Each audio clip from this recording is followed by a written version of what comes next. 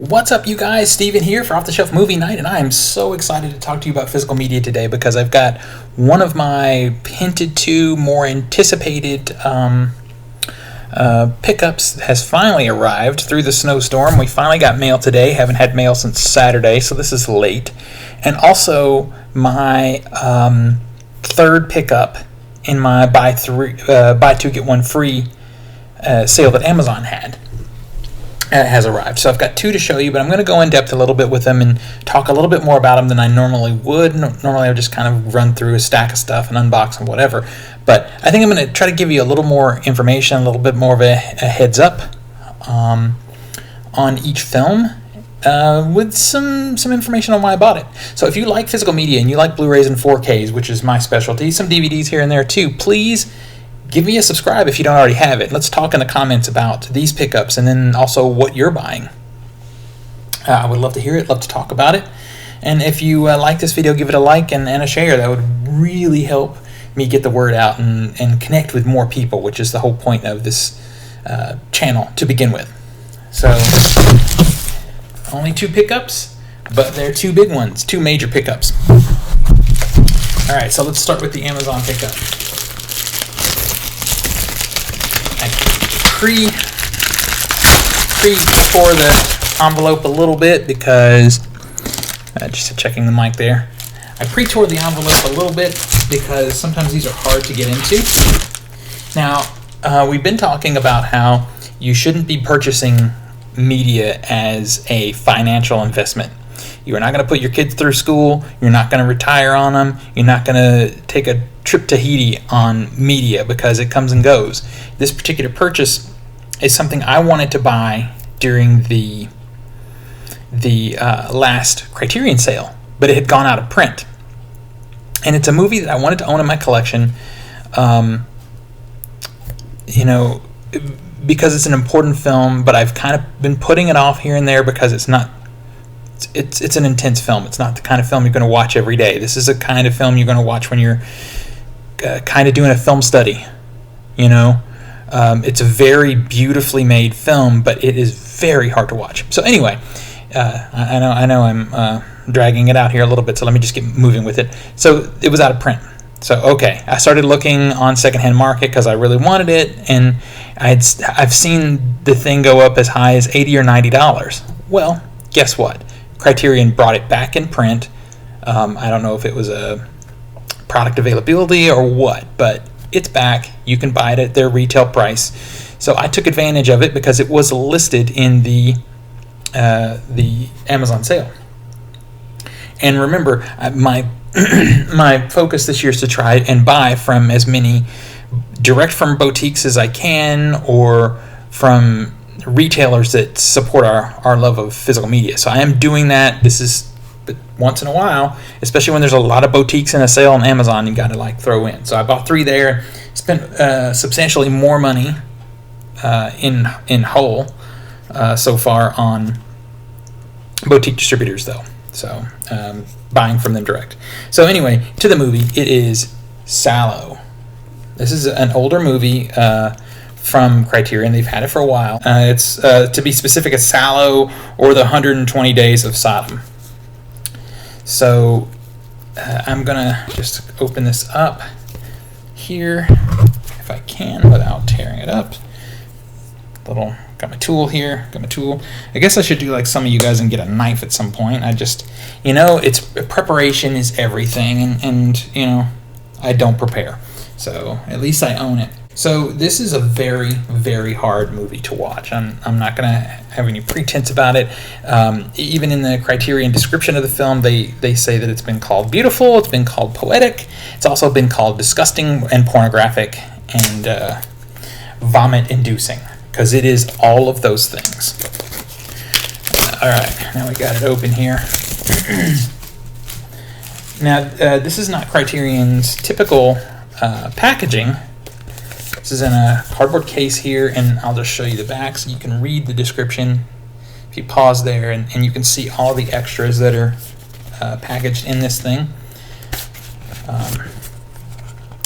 It doesn't really pass the I mean, it kind of passes the tap test. It's pretty good. It's not as cheap as a lot of big studio releases, but I'm not so huge on the Criterion Digipacks. But there's a lot in here. First, we get a beautiful, perfect bound book, and this is pre-Arrow Video. This is before Arrow Video and some of the other distributors started to do this.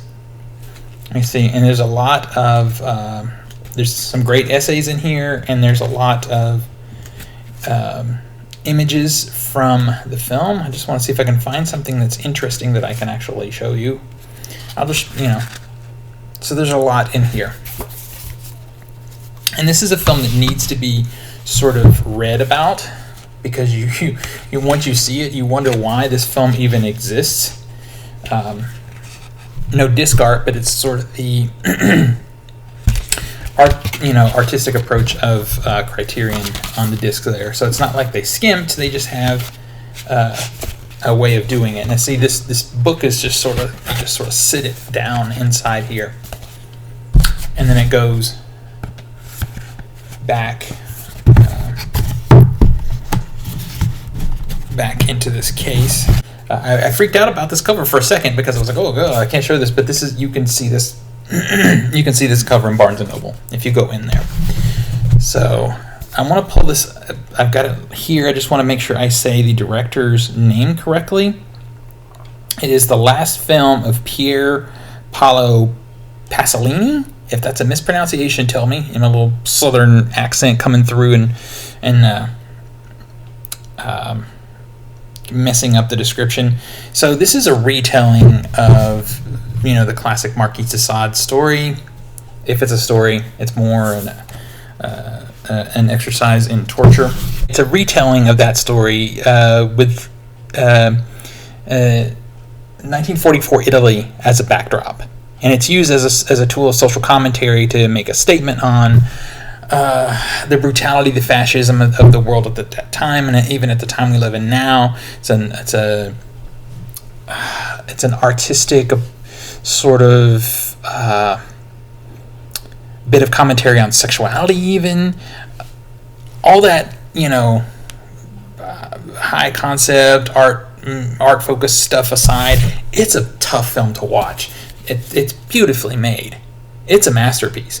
But man, this is one of those films that a few episodes ago I did the most controversial films in my collection. This would have been there. This film, along with Antichrist, I think are the two hardest films to watch in the Criterion collection, period, of everything they've put out. So tread carefully if you want to add this to your collection. So probably I need to watch the film. I want to see, I want to revisit. I haven't actually watched this film since I was in film school myself. So I want to revisit it and see how it impacts me now compared to then, after being a filmmaker myself for a number of years. I want to check out the transfer, of course, but outside of that, I want to take a look at some of these bonus features. Sallow, Yesterday and Today, a 33-minute documentary. Definitely watching that. It features interviews with the director and actor, filmmaker Jean-Claude Biette. How do you say that? Those of you who know. And a friend of Pasolini's. Fade to Black is a 23-minute documentary featuring directors Bernardo Bertolucci, Catherine, I'm butchering these names, Brillier, and John Mayberry, as well as scholar David Fergax. I think this will be interesting because it's good to have a scholar sort of dig into this, someone with a really strong film history background to sort of break down the film itself with from that perspective. The End of Sallow, a 40-minute documentary that's just focused on the film's production. There's video interviews with the designer and a film scholar. Okay, good. And then there's an optional English dub and then a theatrical trailer. So then we also have the book with all the stuff in it. So I know that was a very clumsy read, but this is how it goes when you have a vision impairment. Anyway, as happy as I am to have this film on the shelf, I'm very excited about the documentaries because I really want to learn more about what's behind this film and why it even exists. So, and it's funny when I say that because I know it sounds like it's a horrible film. It's not a horrible film. It is a piece of art, but it is very horrible subject matter. Very, very. And that is the theme of this episode, because the other film that's in the other box, also very horrible subject matter. Timing is everything. I don't know what it is, because I have another film coming that I pre-ordered that is another older film that won't be here till April, I think. Also, horrible subject matter. This one is a little easier to get behind what's in this box, though. This is from DiabolikDVD. So this is me. Hopefully I'm not showing you my address there. This is me trying to make sure I invest properly in good retailers supporting our cinema, our love of physical media, cinema on physical media. All right, open it up here.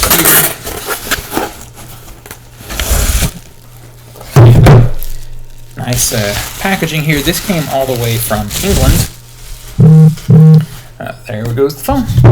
So I was concerned, and it looks really good. They packaged it well. It shipped here fine.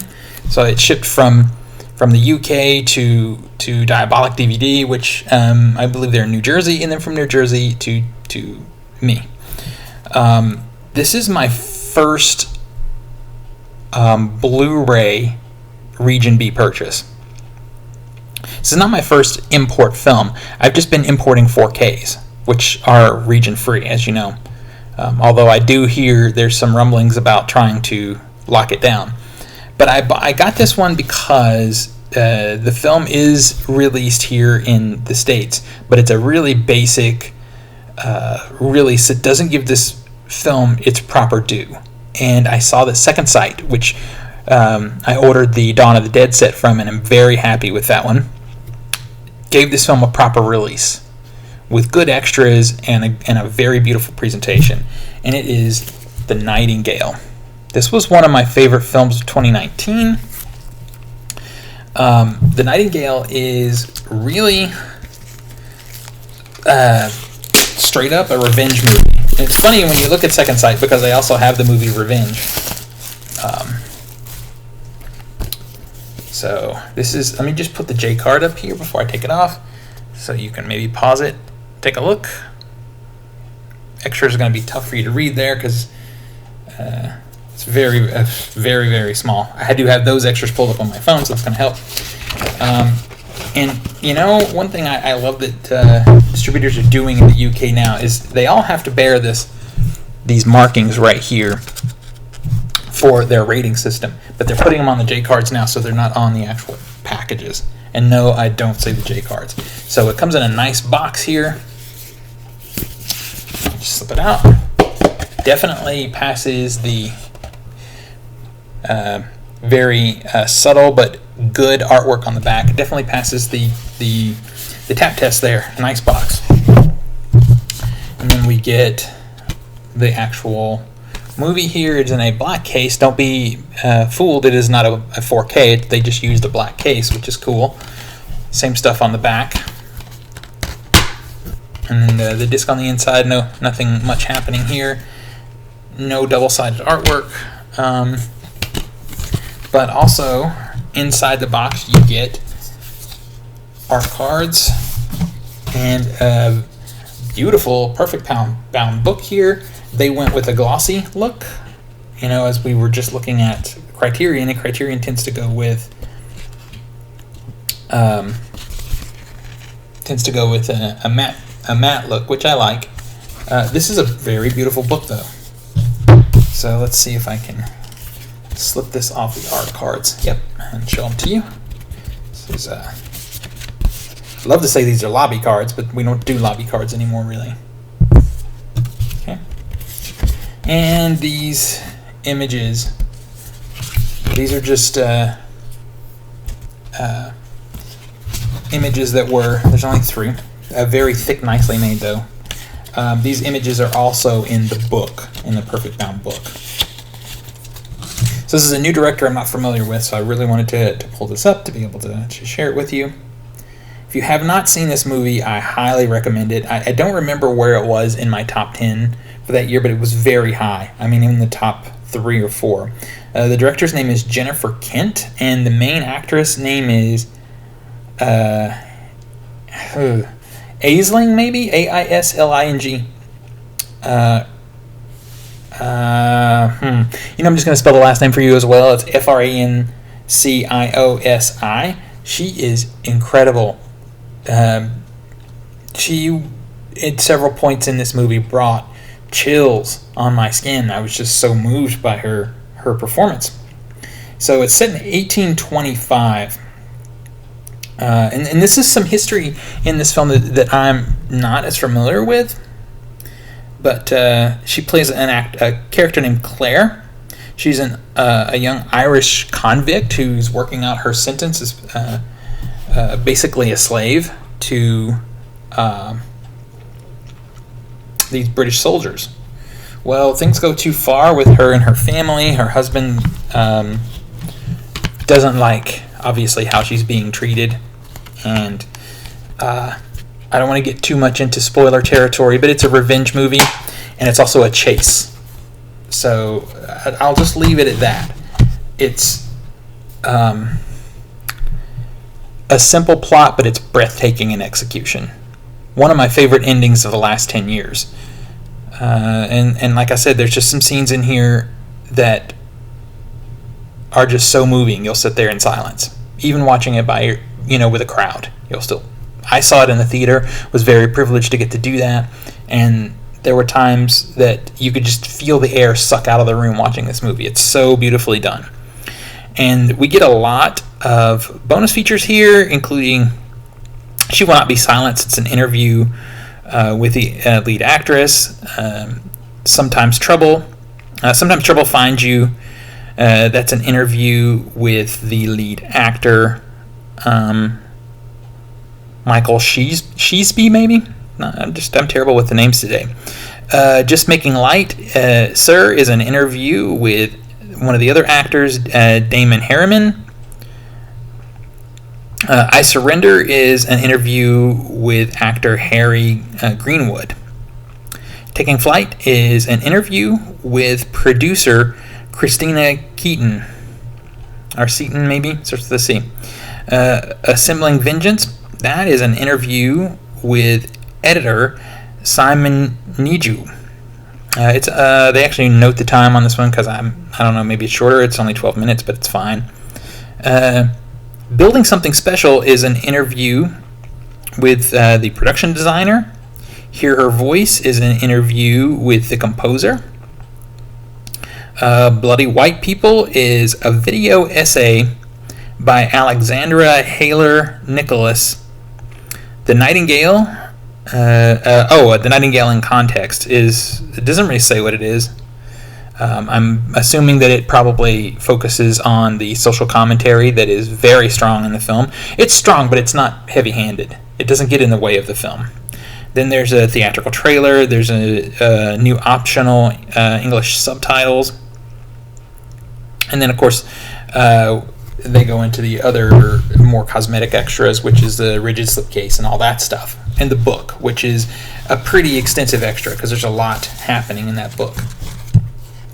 So that's my 2 pickups. I intend to order much more from Second Sight. After The Dawn of the Dead, it was phenomenal. This looks beautiful. If the transfer and extras are good, they will be getting much more of my money. Now, I ordered this from DiabolikDVD because it was easier than going directly to Second Sight, but I could and can and will do that too. My next big thing that I see is on the way, I had to order from Zavi because DiabolikDVD didn't have it. So I'm trying to spread the love and spend less at Amazon.